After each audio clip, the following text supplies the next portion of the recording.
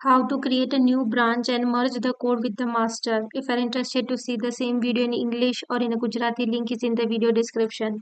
तो सबसे पहले तो मैं जा रही हूँ अपनी गिटहब की रिपोजिटरी में। यहाँ पर देखिए कि मेरे दो यूजर है, एक तो है हर्षदा परमार 19 वाला और एक मेरा ये लर्न कोडिंग वाला। तो अभी रिसेंटली हर्षदा परमार 19 ने जो है एक सैंपल कोड फाइल बना के मास्टर के अंदर ही पुश कर दिया है। मेरी लोकल ब्रांच जो है वो इसके बेसिस पर चेंजेस कंटेंट करती नहीं है। तो वो सारी चीजें करने से पहले हम क्या करेंगे, पहले तो अपने गिट में चले जाते हैं और चेक करते हैं कि मेरे पास लिस्ट ऑफ ब्रांच कितनी है। तो फिर ब्रांच ब्रांच कितनी है वो मुझे लिस्ट करवानी है। तो फिलहाल मेरे पास एक ही ब्रांच है और उस ब्रांच का नाम है मास्टर। अब अगर मुझे मुझे नई ब्रांच बनानी हो तो मुझे लिखना पड़ता है मेरी ब्रांच का नाम डैश बी ब्रांच का नाम। तो मैंने B1 नाम की एक ब्रांच बनाई। अभी इस ब्रांच के अंदर मैं कार्य क्या कर रही हूँ, एक मतलब फटाफट टेस्टिंग के लिए यहाँ पर मैं कुछ चेंजेस कर देती हूँ, मतलब एक नई फाइल बना देती हूँ और इसका भी नाम रीनेम कर देती हूँ यहाँ पर, ठीक है।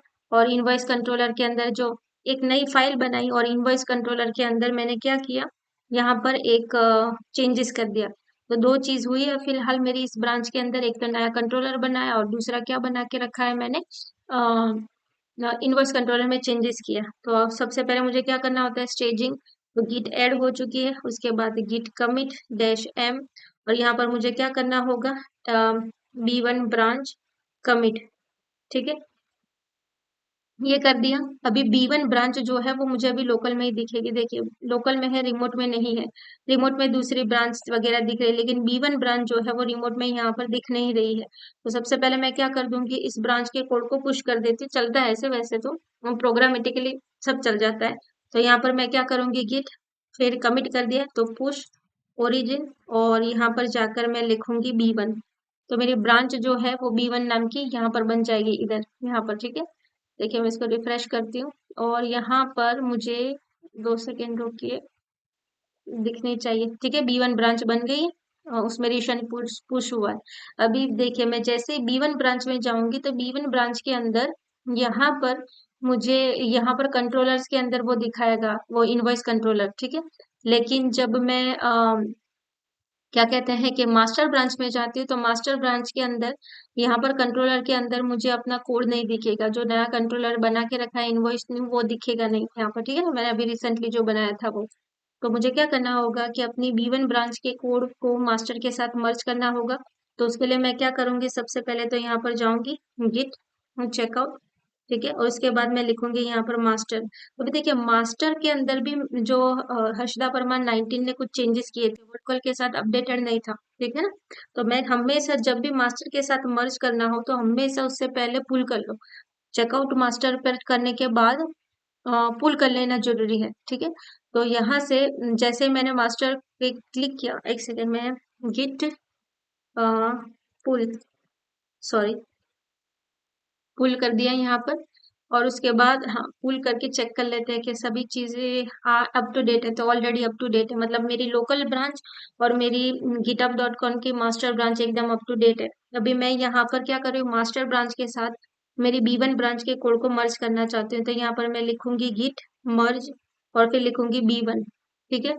ये हो चुका है, मतलब मेरे कोड मर्ज हो चुके हैं। तो ये विंडो जब भी आए तो ओके कर दो, रिपोजिटरी करे, गिट बैश खोलो फोल्डर में जाके। तो यहाँ पर चली जाती हूँ मैं और यहाँ पर जाकर मैं खोल रही हूँ गिट बैश, ठीक है। तो ये हो गया। अभी देखिए जब भी आप ऐसा करेंगे तो यहाँ पर आपको दिखेगा मार्च कॉलन मर्ज, ठीक है। तो जब भी ऐसा हो तब क्या करना है आपको, गिट ऐड, ठीक है, क्योंकि अभी आपको पुश भी तो करना होगा ना। तो गिट कमिट डैश एम, कुछ वगैरह सोचे कि आपने कुछ और चेंजेस वगैरह किए हैं, तो मर्ज माई B1 branch code with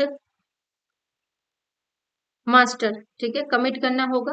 commit कर लिया, उसके बाद क्या करना होगा, गिट पुश ओरिजिन मास्टर, ठीक है। तो यहाँ पर जैसे मैं गिट पुश ओरिजिन मास्टर करूंगी तो ये जितने भी चेंजेस वगैरह है वो क्या हो जाएंगे, मेरी मास्टर ब्रांच के अंदर अपडेट हो जाएंगे। मतलब मेरा इनवॉइस कंट्रोलर जो है वो, सॉरी, न्यू कंट्रोलर भी ऐड दिखेगा और इनवॉइस कंट्रोलर में मैं जो चेंजेस करके रखे वो दिखेंगे। तो अभी चले जाते हैं हम हमारी इस रिपोजिटरी के अंदर, रिफ्रेश करते हैं और मास्टर ब्रांच के अंदर मुझे दिखा रहा है क्या क्या चेंजेस है वो दिखाएगा। तो मैंने अपने कमिट मैसेज पे क्लिक किया तो उसने मुझे दिखाया कि एक तो आपने एक नया पेज ऐड करके रखा है और इनवॉइस कंट्रोलर के अंदर ये वाली 3 लाइन ऑफ कोड जो है वो आपने चेंज की है। तो 2 चेंजेस है वो दिखा रहा है। तो इस तरीके से आप ब्रांच ऐड भी कर सकते हैं और मर्ज किस तरीके कर सकते हैं वो इस वीडियो में देखा हमने। Thank you very much.